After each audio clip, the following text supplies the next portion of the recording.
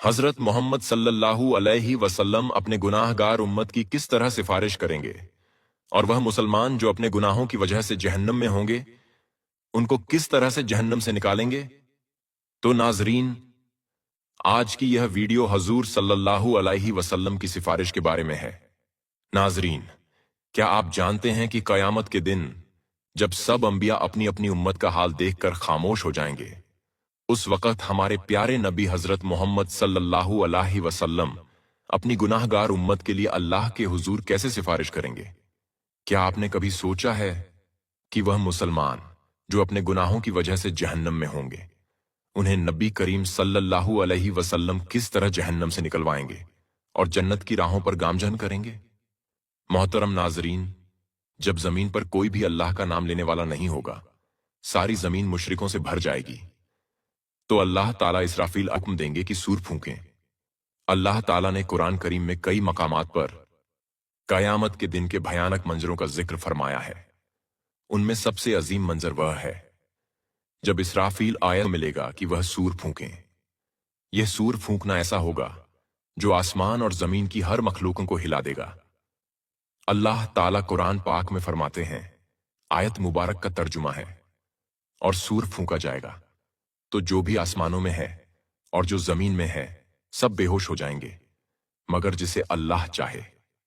یہ پہلا سور دنیا کے اختتام کی صدا ہوگا۔ پہاڑ ٹکڑے ٹکڑے ہو جائیں گے، سمندر ابل پڑیں گے اور آسمان پھٹ جائے گا، سب کچھ فنا ہو جائے گا۔ پھر اللہ کے حکم سے دوسرا سور پھونکا جائے گا۔ یہ لمحہ ایسا ہوگا کہ زمین اپنے اندر چھپائے ہوئے تمام مردوں اور عورتوں کو واپس باہر نکال دے گی۔ رسول اللہ صلی اللہ علیہ وسلم نے فرمایا، پھر اللہ آسمان سے ایک پانی برسائے گا تو لوگ اس سے ایسے اگیں گے جیسے سبزہ ہری گھاس اگتی ہے۔ حضرت عائشہ رضی اللہ عنہا فرماتی ہیں کہ میں نے رسول اللہ صلی اللہ علیہ وسلم کو فرماتے ہوئے سنا، لوگوں کو قیامت کے دن ننگے پاؤں، بنا کپڑوں کے اور غیر مختون، ختنہ نہ کیے ہوئے اٹھا کر میدان حشر کی طرف لایا جائے گا۔ میں نے عرض کیا، یا رسول اللہ صلی اللہ علیہ وسلم، مرد اور عورتیں سب اکٹھے ہوں گے، وہ تو ایک دوسرے کو دیکھیں گے؟ آپ صلی اللہ علیہ وسلم نے فرمایا، اے عائشہ، اس وقت معاملہ اتنا سخت ہوگا کہ انہیں اس کی طرف دھیان بھی نہیں جائے گا۔ جب لوگ قبروں سے اٹھیں گے تو زمین کو بالکل ہموار سپاٹ کر دیا جائے گا، سورج کو بہت قریب لا دیا جائے گا، اور خوف اور پریشانی کا ایسا عالم ہوگا کہ ہر شخص اپنی نیکیوں اور گناہوں کے انجام کی فکر میں ڈوبا ہوگا۔ جب لوگ دوبارہ زندہ ہوں گے تو موجودہ زمین ختم ہو چکی ہوگی۔ اللہ تعالیٰ ایک نئی زمین پیدا فرمائیں گے۔ یہ زمین بالکل ہموار سفید ہوگی، اس پر کوئی پہاڑ، درخت یا گڈھا نہیں ہوگا۔ پھر سب لوگ میدان حشر کی طرف روانہ ہوں گے۔ حدیث میں آتا ہے کہ لوگ الگ الگ حالاتوں میں ہوں گے۔ کچھ لوگ اونچی اونچی سواریوں پر ہوں گے اور محشر کی طرف جائیں گے۔ یہ وہ لوگ ہوں گے جو دنیا میں اللہ کے نیک بندے رہے، جنہیں عزت اور احترام کے ساتھ لایا جائے گا۔ کچھ روایتوں میں ہے کہ انبیاء، صدیقین، شہداء اور صالحین کو خاص سواریوں پر لایا جائے گا۔ کچھ لوگ پیدل چل رہے ہوں گے، یہ عام لوگوں کی اکثریت ہوگی۔ کچھ لوگ گھٹنوں کے بل گھسیٹتے ہوئے آئیں گے۔ یہ وہ لوگ ہوں گے جن کے اعمال، اچھے کام کمزور اور گناہ زیادہ ہوں گے۔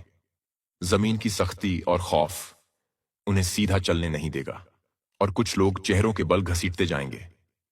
رسول اللہ صلی اللہ علیہ وسلم نے فرمایا، قیامت کے دن حشر کے میدان میں سورج کو مخلوقن کے قریب کر دیا جائے گا، یہاں تک کہ وہ ان سے 1 میل کے فاصلے پر رہ جائے گا۔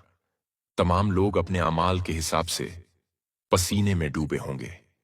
کچھ ایسے ہوں گے جن کا پسینہ ٹخنوں تک ہوگا، کچھ ایسے ہوں گے جن کا پسینہ گھٹنوں تک ہوگا، کچھ ایسے ہوں گے جو کمر تک پسینے میں ڈوبے ہوں گے، اور کچھ لوگ ایسے ہوں گے جن کے لیے ان کا پسینہ لگام کی طرح ہو جائے گا۔ سب لوگ سخت تکلیف میں ہوں گے، شدید گرمی ہوگی، اور یہ دن 50,000 سال کے برابر ہوگا۔ رسول اللہ صلی اللہ علیہ وسلم فرماتے ہیں، اس وقت کچھ لوگ کہیں گے، کیا تم دیکھتے نہیں कि किस हाल में हो, किस मुसीबत में फंस गए हो। क्यों ना ऐसे शख्स को तलाश करो जो तुम्हारे रब की बारगाह में तुम्हारी सिफारिश करे।